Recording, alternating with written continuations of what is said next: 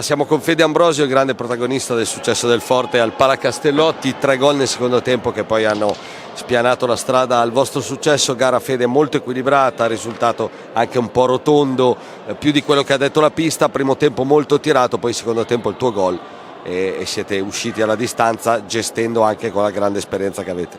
Guarda, ti dico che hai detto tutto giusto a te. Voglio prima di tutto fare i complimenti a lui perché ha fatto una partita stupenda per me. E ovviamente i complimenti a noi stessi perché abbiamo affrontato una grande squadra che ha fatto valere essere in casa, hanno giocato un ottimo primo tempo, ci hanno messo in difficoltà, siamo stati bravi a mantenere il risultato il primo tempo e dopo a approfittare il secondo tempo delle nostre occasioni.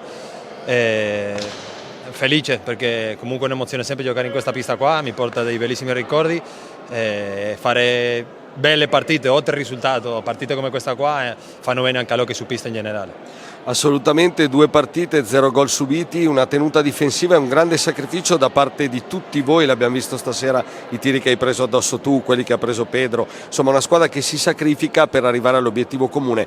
Poi davanti le qualità ovviamente ci sono e basta una giocata per vincerla. Siete sulla strada giusta secondo te? Quanto vi manca per arrivare magari al top? Credo che per arrivare al top ci manca ancora un bel po' perché dobbiamo ancora essere più amalgamati e che venga tutto un po' più sciolto. Però è normale, siamo 4 giocatori nuovi nella squadra, più o meno ci conoscevamo, ma poi l'allenatore Mark e Roger hanno un loro modulo di gioco un po' particolare, quindi dobbiamo ancora migliorare. C'è tanto margine, siamo appena all'inizio, penso che siamo soddisfatti. Si è lavorato molto sulla difesa e i risultati si vedono, quindi siamo felici. In più abbiamo un grande portiere, vabbè, anche lui c'è un altro grandissimo, però l'importante è quello. Grazie e complimenti. Grazie, Fede. Hai detto tutto.